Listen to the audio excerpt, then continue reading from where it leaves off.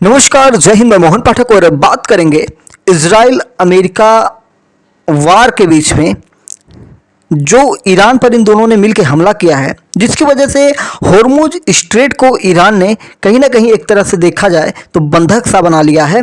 अब जो महंगाई बढ़ रही है उसका असर फर्टिलाइजर क्राइसिस 2026 के रूप में निकल के आ रहा है। और क्यों महंगे हो जाएंगे खाद, और भारत में किसानों के लिए सबसे बड़ी मुसीबत यही होने वाली है। अगर खाद नहीं मिला तो धान की रोपाई यानी कि खरीफ की फसल कैसे बोई जाएगी, इसी को डिटेल में चर्चा करने की हम कोशिश करेंगे। गैस क्राइसिस तो बढ़ ही रहा है, पेट्रोलियम क्राइसिस बढ़ ही रहा है, और प्रधानमंत्री ने साफ साफ बोल भी दिया है, देश को संबोधित भी कर दिया है राज्यसभा के माध्यम से कि भैया जैसे कोविड के समय आप लोग घर में दुबक के बैठे थे, वैसे ही हालात आने वाले समय में भी हो सकते हैं। तो प्रधानमंत्री ने देशवासियों को पहले से ही चेता दिया कि भैया सब कुछ तैयारी में लगे रहो और एकदम जो भी होगा उससे हम निपटेंगे।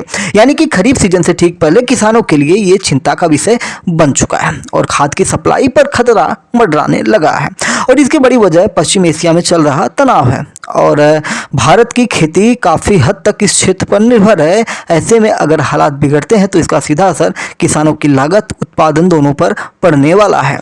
और किसान अगर मारे गए यानी कि किसानों की फसल अगर सही नहीं हुई तो भारत की इकॉनमी पर भी इसका असर हो जाएगा। तो इसको ध्यान में रखना होगा।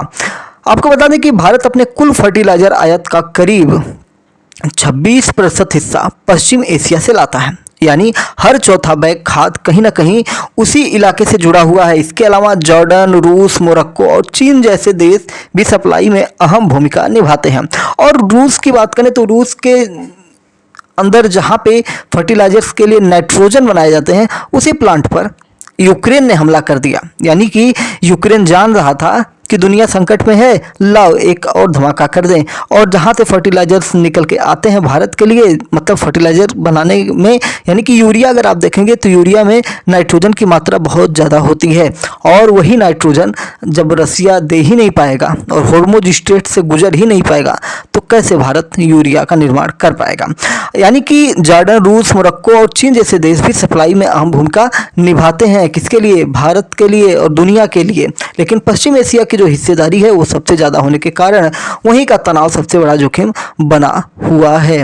आपको बता दें कि में अहम भूमिका निभा रहा है स्ट्रेट ऑफ होर्मुज। यह दुनिया के सबसे व्यस्त समुद्री रास्तों में से एक है, जहां से तेल और गैस की भारी आवाजाही होती है। भारत के लिए बहुत ही महत्वपूर्ण हो जाता है क्योंकि देश के लगभग 40% कच्चे तेल का आयात इसी रास्ते से होता है। अगर यहाँ रुकावट आती है तो सिर्फ ईंधन ही नहीं बल्कि खाद्य उत्पादन भी प्रभावित हो जाएगा। खाद्य बनाने में एलएनजी गैस एक जरूरी कच्चा माल है। अगर पश्चिम एशिया में तनाव बढ़ता है तो एलएनजी की कीमतें तेजी से ऊपर जा सकती हैं और इसका सीधा असर फर्टिलाइजर की कीमत पर पड़ेगा। और ऐसी स्थिति में या तो किसानों को महंगा खाद खरीदना पड़ेगा या फिर सरकार को सब्सिडी बढ़ानी पड़ेगी, और दोनों ही हालात चुनौतीपूर्ण हो जाएंगे। आपको बता दें कि अगर सब्सिडी सरकार ना दे तो हजारों रुपए से महंगे हो जाएंगे आपके ये खाद। अगर यूरिया की बात करें तो यूरिया जो आपको 250-300 रुपए के आसपास मिलती है वो आपको 700 से 1000 रुपए या 2000-3000 रुपए में भी मिलना मुश्किल हो जाए।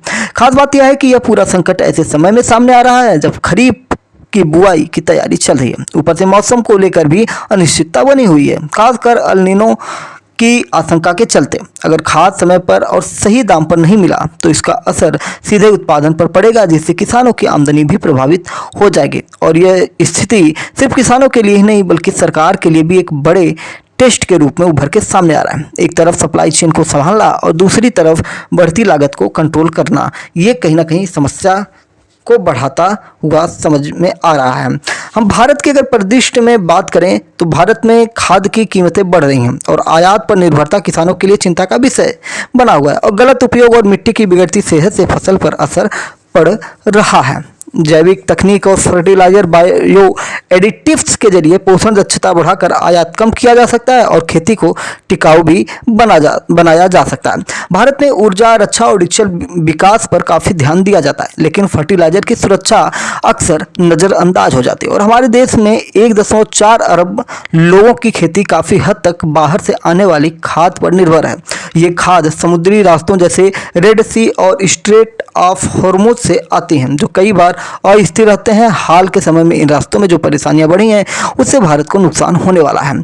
सिर्फ 7 महीनों में आयात 70% बढ़ गया। यूरिया की कीमत 120% और डीएपी की कीमत 94% तक बढ़ गई, जिससे खेती महंगी हो गई और किसानों पर बोझ बढ़ना शुरू हो गया है। और भारत दुनिया में सबसे ज़्यादा डीएपी आयात करता है। जब भारत से खाद महंगी या कम आती है तो इसका सीधा असर किसानों पर पड़ता है और बीज महंगे हो जाते हैं और कभी कभी उनकी कीमत भी बढ़ जाती है और सरकार को भी ज़्यादा पैसा खर्च करना पड़ता है। और सब्सिडी का खर्च बढ़ाकर भारत सरकार ने हाल ही में 1.83 लाख करोड़ तक पहुंचाया था। इसका मतलब है कि धीरे धीरे बाहर की चीज़ों पर ज़्यादा निर्भरता होते जा रहे हैं, जो सही नहीं होती है।